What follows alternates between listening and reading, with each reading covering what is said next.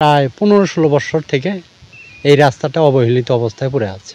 কিছুদিন আগে কালবেলা সাংবাদিকের সহযোগিতায় জেলা প্রশাসক পিয়াজ স্যার, বিশেষ করে ৫ নং জাউচ্চর ইউনিয়নের চেয়ারম্যান সর্বেশ ভাইয়ের উদ্যোগে কাজটা সমাধান হয়।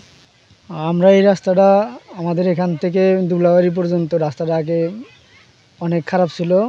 কারণ বিগত কয়েকদিন আগে মাটি কাটার কারণে এখন রাস্তাটা অনেক সুন্দর হয়েছে। এখন আমরা যাতায়াত করতে আমাদের সুবিধা হইতেছে। অনেক সময় জরুরি ক্ষেত্রে রুগী হাসপাতালে নিয়ে যেতে আমাদের স্যান্ডেলিনা সো রূপচর্চায় আভিজাত্য ওই বারবান্ধা দিয়ে ঘুরে যাইতে হতো। আর এখন আমরা দুবলাবাড়ি থেকে কর্তিমারি হয়ে আমাদের মাত্র 5 মিনিটের মধ্যে আর রৌমারি যেতে আমাদের সর্বোচ্চ 15 থেকে 20 মিনিট সময় লাগে। আর আগে আমাদের 1 থেকে 2 ঘন্টা করে সময় লাগতো। এই রাস্তাটা যখন চলাফেরা করছি, আমার এই সাইকেলটা আমি আজ কিনে বেচা খাই, মালাই বেচা খাই। এই সাইকেলটা মাথা কিনে নিয়ে তুলতে পারি না গিয়া। ব্রিজে কোনো মাটি ছিল না, ব্রিজ খারাপ ছিল। এখন ভাই যে সাইকেল নিয়ে আমি যাওয়া আসা করি, খুব সুবিধা হয়েছে, যাওয়া আসা করে আরাম পাইতে আছি। এই রাস্তাটা যাতে দূরত্ব ভালো হয়, যাতে দূরত্ব পাকা হয়, সামনে একটা প্রাইমারি স্কুল আছে, সামনে একটা বাজার আছে দুলাবাড়ি, যাতে রাস্তাটা ভালো হয়, পাকা হয়, এটা আমরা আশা করছি। কর্তৃপক্ষের কাছে আমাদের অনুরোধ, যেহেতু রাস্তাটা এখন চলামুখী হয়েছে, আমরা যেন পিচ দেখতে পারি, মানে পিচ যেন করে দেয়। যদি একটু পিচ করে দেয় তাহলে আমরা খুব অনায়াসে মোটরসাইকেল নিয়ে বা গাড়ি ঘোড়া খুব সুন্দরভাবে চলাফেরা করবে।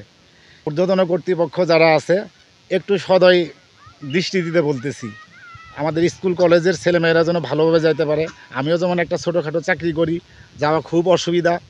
যদি একটু পিচ হয় তাহলে আমরা চলাফেরা করে খুব শান্তি পাইতাম আর কি।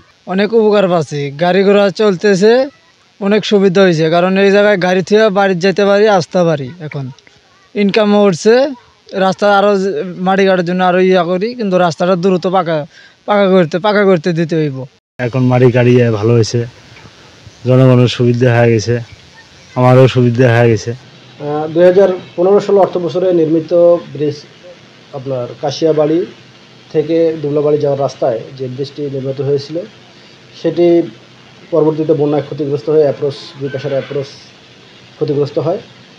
সেই ক্ষতিগ্রস্ত অ্যাপ্রোচ পরবর্তীতে আর ঠিক করা হয়নি। পরবর্তীতে বিভিন্ন গণমাধ্যমে সংবাদ আসার পরে আমরা তাৎক্ষণিক ওই জায়গায় ভিজিটে যাই, ইউনো স্যার সহ, এবং তাৎক্ষণিকভাবে আমরা কাবিখা এবং এডিবির মাধ্যমে প্রজেক্ট গ্রহণ করে আমরা রাস্তাটি, ব্রিজটির দুই পাশে যে অ্যাপ্রোচ, সেই অ্যাপ্রোচটি আমরা ঠিক করে দেই।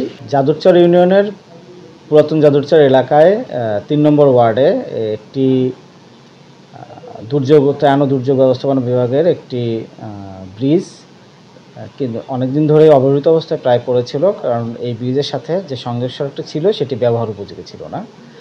তো আমরা বিভিন্ন গণমাধ্যমের তথ্যের মাধ্যমে খবর পাই এবং আমরা এই অর্থ বছরেই, গত 2024-25 অর্থ বছরে আমরা টিআর কাবিখা থেকে আমরা এই রাস্তাটি সংস্কারের উদ্যোগ নিই এবং আমরা এই রাস্তাটি সংস্কার করে ইতিমধ্যে জনগণের জন্য এটা উন্মুক্ত করে দিয়েছি।